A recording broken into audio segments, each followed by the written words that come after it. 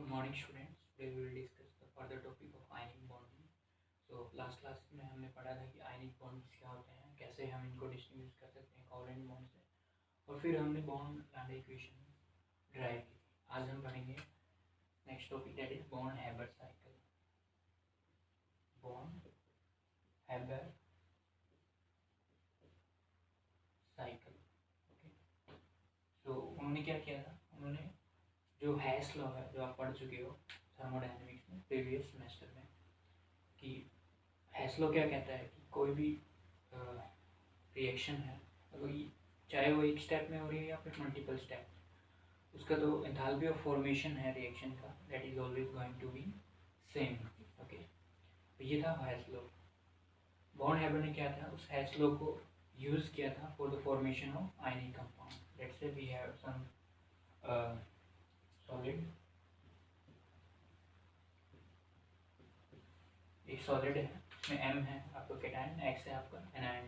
तो ये कैसे फॉर्म हो सकता है, या तो हम इसको लैटिस एनर्जी से फॉर्म कर सकते हैं। ये हमने एक कैटायन लिया और एक एनायन लिया, और जैसे वो दोनों कंबाइन हुए एक एनर्जी रिलीज हुई, that was our lattice energy. और कैसे हम फॉर्म कर सकते हैं, अगर हम इनको एलिमेंट्री फॉर्म में लें, मान लो जो मेटल है वो सॉलिड फॉर्म में लें एज इट इज़, या फिर जो मॉलिक्यूल है जो आपका गैस है H2 मॉलिक्यूलर फॉर्म में ले और डायरेक्टली इसको MX सॉलिड में कन्वर्ट करवाएं, तो यहाँ से जो एनर्जी रिलीज हो रही है वो क्या है आपकी डेल्टा H ऑफ फॉर्मेशन है।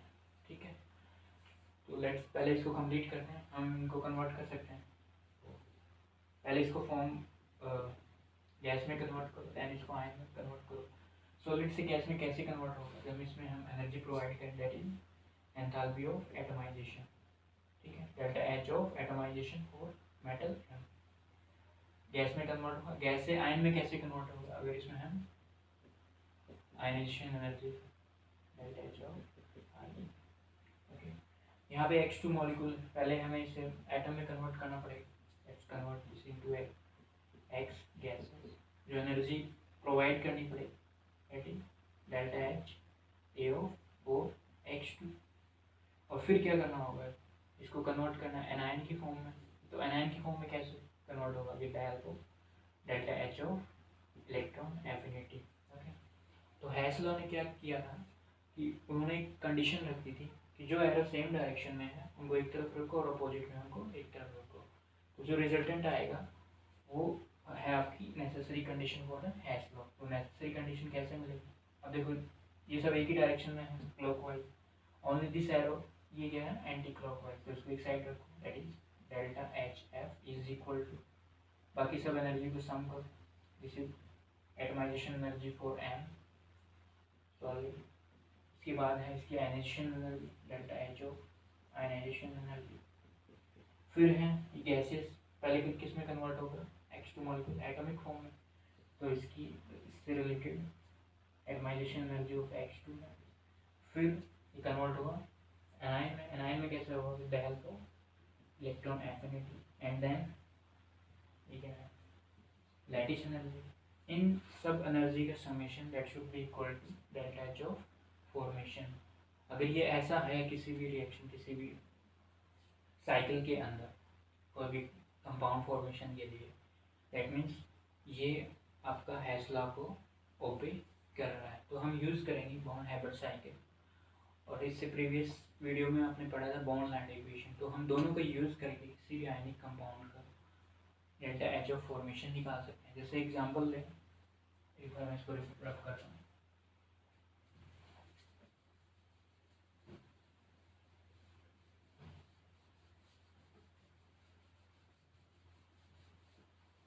जैसे एग्जांपल लेते हैं NaCl, हमें इसका निकालना है डेल्टा H ऑफ फॉर्मेशन। हमारे पास ये एक्सपेरिमेंटली प्रोवाइडेड नहीं है, लेकिन जो अदर चीज़ें हैं वो प्रोवाइडेड हैं। जैसे हम लैटिस एनर्जी को निकाल सकते हैं theoretically with the help of bond Landé equation. क्या थी equation, A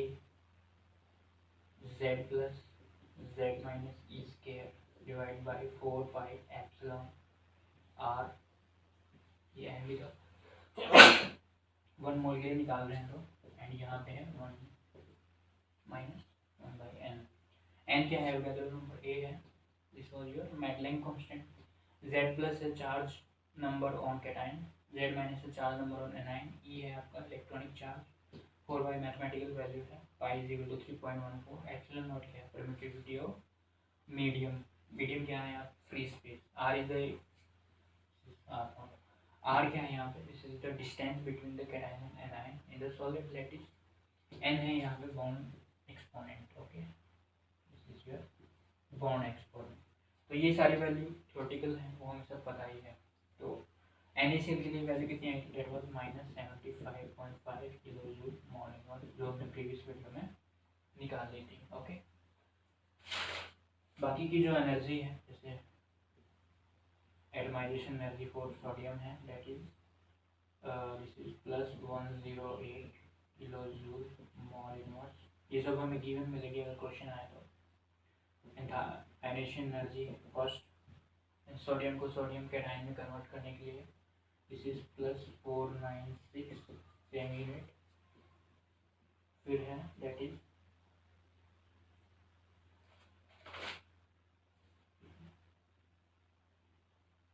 this is electron affinity, तो इलेक्ट्रॉन एफिनिटी कितनी होगी, this is -349 kilo joule mole inverse.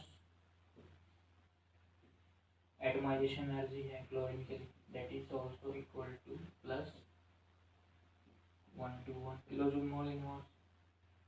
और ठीक है, सो तो हमें क्या करना है, this is your lattice energy, इन सबको ऐड करो, जो वैल्यू आएगी वही क्या है हमारी delta H of formation for HCl, तो ये वैल्यू कितनी आएगी, -381 किलो जूल मॉल इनवर्स। तो ऐसे हम किसी भी कंपाउंड का डेल्टा एच ऑफ फॉर्मेशन निकाल सकते हैं with the help of Born Lande equation and Born Haber cycle. साथ साथ में अगर मान लीजिए हमारे पास delta H of formation provided है और इनमें से कोई एक वैल्यू नहीं है, तो हम वो वैल्यूज को भी कैलकुलेट कर सकते हैं with the help of this equation, okay. Mainly क्या होता है कि जो मतलब कुछ साल पहले इलेक्ट्रॉन एफिनिटी थी वो एक्सपेरिमेंटली प्रोवाइडेड नहीं थी, वो हम एक्सपेरिमेंट नहीं निकाल सकते, तो वो इन्हीं दोनों इक्वेशन, बॉर्न-लैंड इक्वेशन और बॉर्न-हैबर साइकिल की हेल्प से ही निकाले जाते थे, ओके। और हम इनका कहाँ यूज़ कर सकते हैं, जैसे कोई आपसे पूछ ले कि कोई आयनिक कंपाउंड है या वो एग्जिस्ट करता है कि नहीं करता, तो एग्जिस्ट करता है कि नहीं करता वो हम कैसे पता करेंगे, वो पता चलेगा उसका डेल्टा एच ऑफ फॉर्मेशन देख के। अगर उसका delta H of formation negative में है एनर्जी, तो वो फॉर्मेशन पॉसिबल है, अगर वो पॉजिटिव है तो वो नहीं है। जैसे एक एग्जांपल है NaCl2, ओके। NaCl2 में जब से पूछा गया है कि ये एग्जिस्ट करता है कि नहीं करता, तो देखो इसकी वैल्यूज, ये सब वैल्यूज आपको गिवन मिलेगी। लैटिस एनर्जी दी हुई है इसकी -2180 kilo joule mole inverse. Atomization energy है सोडियम की, दैट इज +108, सेम ही है जो NaCl में थी। आयनाइजेशन एनर्जी है first and second,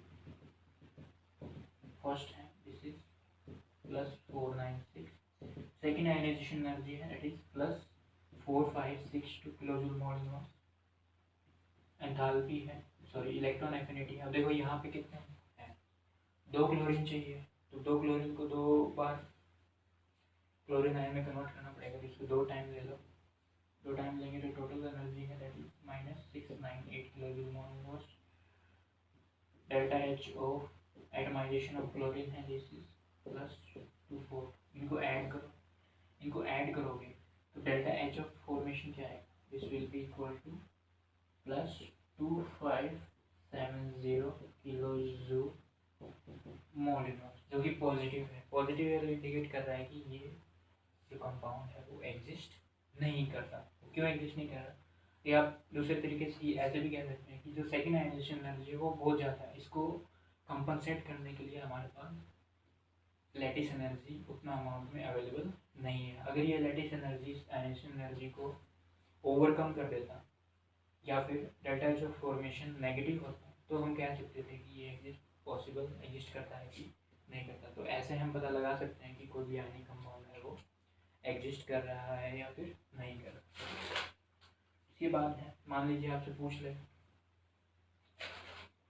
there is a molecule CaF, इसका जो डेल्टा HF है this is -276 kilo joule molecule.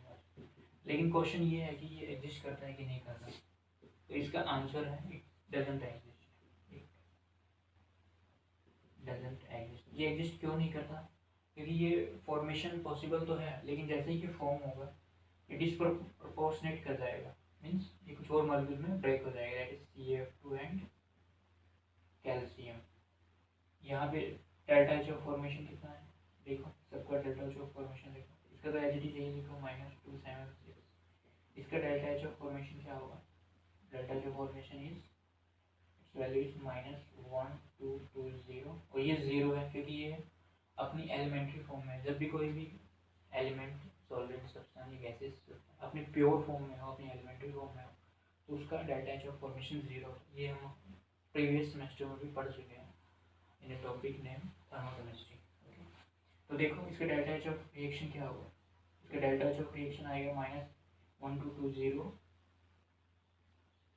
Plus 276। जब इसको सॉल्व करेंगे वैल्यू आएगी -670 किलो जूल मॉलिक्यूल, जो कि काफ़ी ज़्यादा है। मीन्स ये जो मॉलिक्यूल है वो फर्दर ब्रेक डाउन होके CF2 और कैल्शियम बनाएगा, दैट मीन्स ये एग्जिस्ट नहीं करेगा, ये एग्जिस्ट करेगा CF2 और कैल्शियम की फॉर्म में।